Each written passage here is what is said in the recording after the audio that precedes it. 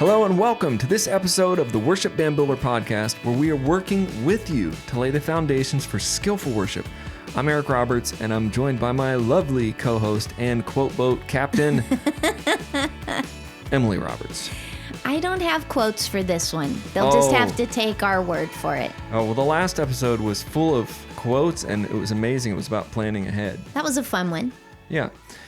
Today we're talking about 5 ways to get more musicians. And before we get into it, I just want to make sure that you know that we have a complete program called Foundations. It's for training more musicians. And as we get into this episode talking about how to get more musicians, my personal experience has been the only way to get more and better musicians is by continual and intentional training. And that's what we offer online for your whole church and your community at worshipbandbuilder.com. So make sure you visit that, and then we're going to get right into this episode, right? We know that you don't have necessarily the time or the capability to train everybody that needs to be trained on every instrument on the stage. And that's what Foundations is about, is we have the right kind of training for each one of those positions, and you can just send them to us, and you can go kick your feet up and have a Coke. Yeah, or I would say coffee, latte, and just say, hey, kid, when you can play those 4 chords, come back. Go to this website, kid. Kid, what if it's a grown-up? Okay, Pops, go online. Oh, Pops. Go online and learn this stuff. Boy. So first, it takes time to build a strong team, and it takes time to build musicians. So it takes work and training, and like I said in my little promo, which was so amazingly placed, I said it was intentional. So first, let's do our list here. It's a pretty short list today. So first, get better and get some exciting things happening. Okay, I don't really know what you mean by this. You mean just personally, you as the worship leader get better at your craft, or what are we talking about? It's perfect that you don't know, because then I can explain. This is a Please concept. do. Let's say you've got this worship band and you're kind of stinky and you're kind of okay at guitar and you're just up there plunking around every Sunday.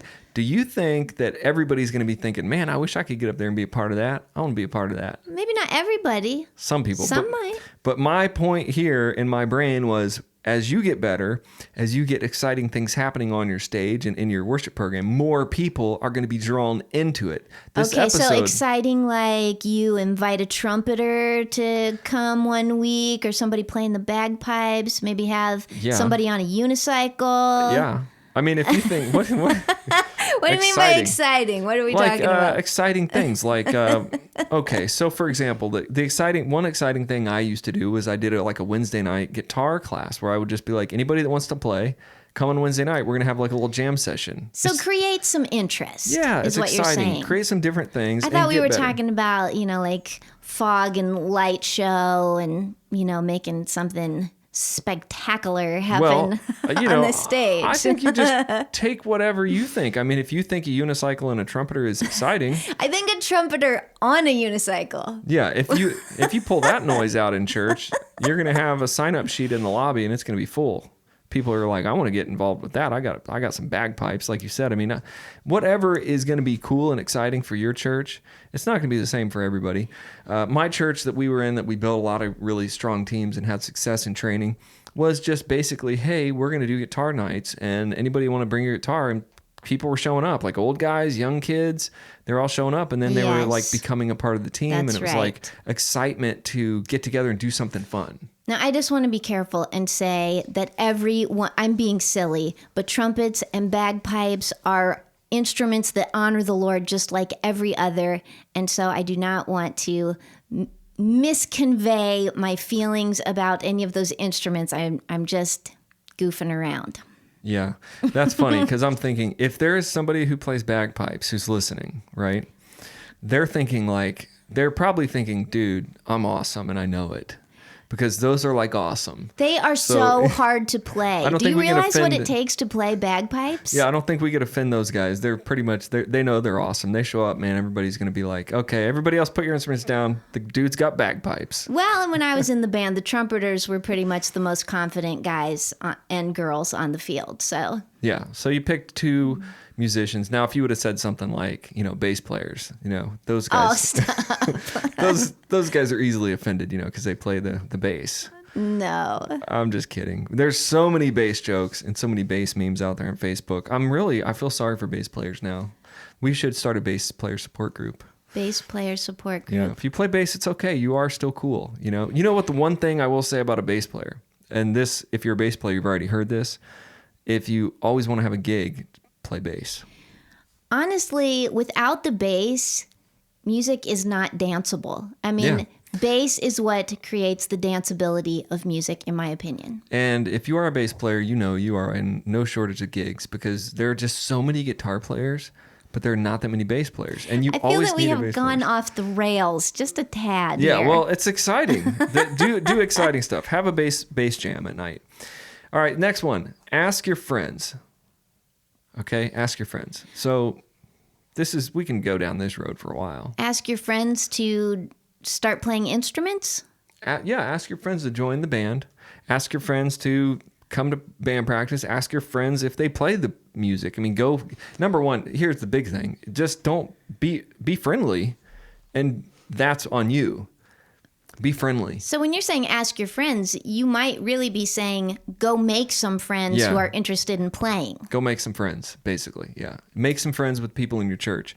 There are people in your church that play the guitar right now, that play the bass, that play the drums, that you don't know because you're just not friendly enough. You haven't been out there and actually that was got one together. thing that I made a note about was to ask around, because there are closet musicians in your congregation. They have a guitar under the bed that they have not pulled out in years, or they used to play piano when they were a kid, or they sang in choir in high school, and they can all be a part of your team if you make your needs known. Yeah, you got to, if you want more musicians, you have to do everything we're talking about and then just be friendly and go out there and say, hey, we need some more musicians. Anybody, and open it up and be open. That's why I like our foundations training, because you can open it up like, hey, we have new training if you're a bass player. Because those people might play the bass, but they're like, well, yeah, but I'm not good enough to play for church. I mean, musicians have all kinds of weird thoughts. And some of them that are really good would look up at church and be like, well, I'm not going to be good enough for their band, or they don't need a bass player. I mean, they already have, people make up weird stuff. And so you need to be open and be friendly to them and ask people, hey, do you play? A lot of the guys that I've got in my bands, I've just been talking. They're like, well, I used to play the bass. And I'm like, really? Okay, you can be the bass player. Just start pulling people in, talking to people and being friendly and pulling them in. I think there are a lot of willing hearts too that have never played an instrument, and if they just knew how quickly and easily they could really learn and become a part of the worship team, that they would jump at the chance. Yeah, make it accessible. And that's just what I meant. Ask friends, be friendly. The next one is, and this is a little bit harder, I think, evangelize. Is that how you spell evangelize anyway? E-V? I think that looks right. Okay, evangelize and get some people saved.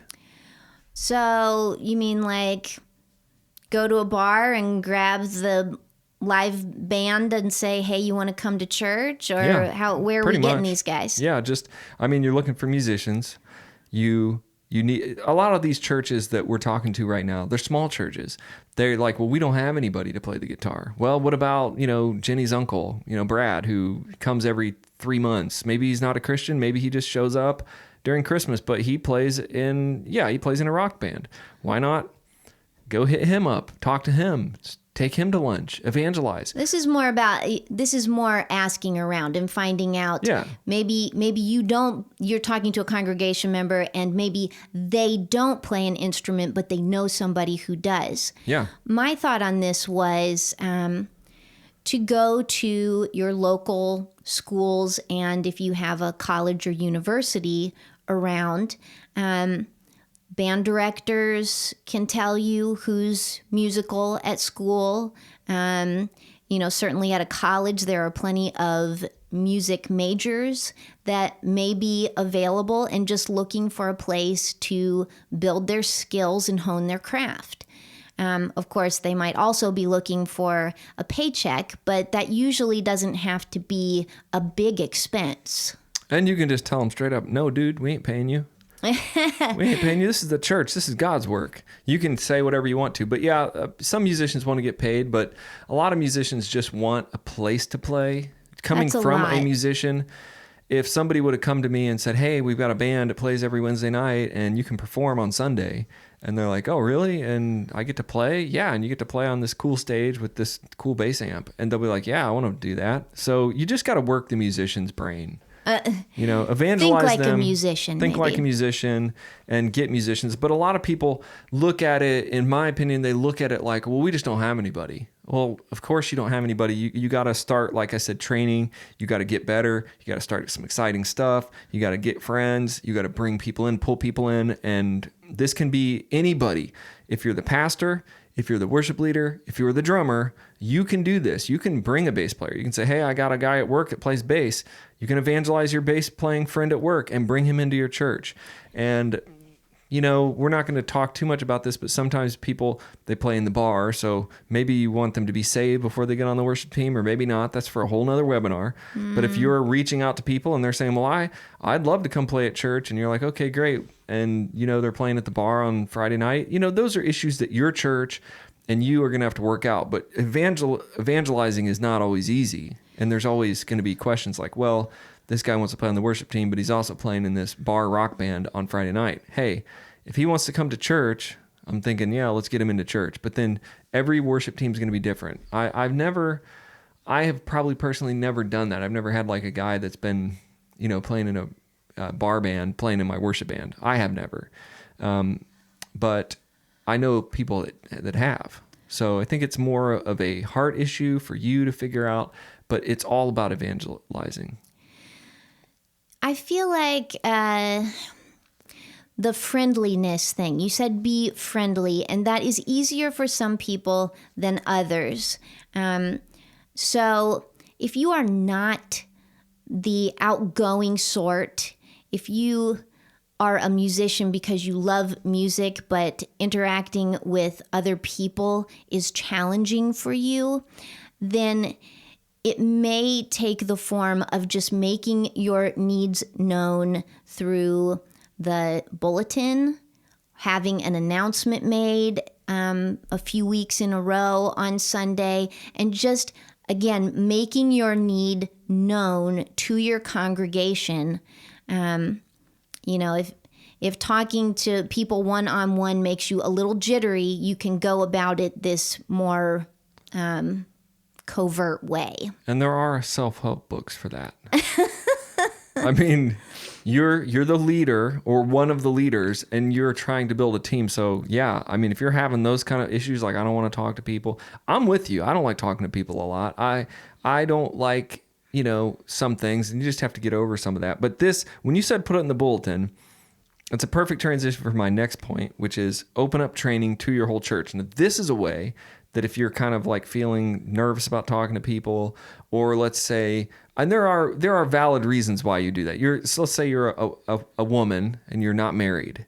Okay. And you're the worship leader. It's going to be awkward if you're out trying to find these guys to play drums with your band. Oh, so there are going to be times when it's not going to be so easy. Like, I'm going to go get a bunch of guys to play with me in this band. It could be awkward for different things. Or if you're a guy and you're trying to find backup singers and there's a bunch of college girls there, you got to be.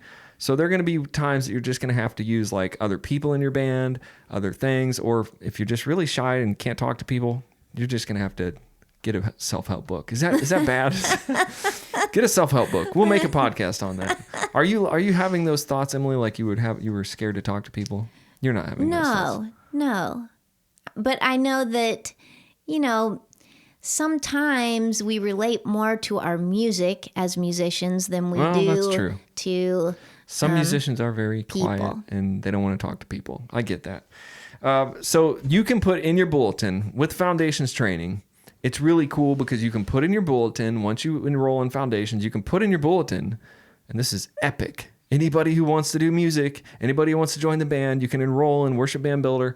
It's right there, and they can just go do it. Then they can kind of go along, do some training, and maybe they'll come to you. Go do it. You mean Yeah. they can They can take go lessons online at home. Exactly. I'm glad I have her here to clarify all of my ramblings. And they can come back to you knowing how to play their instrument. The other way that our program works is you can do it as a group at church.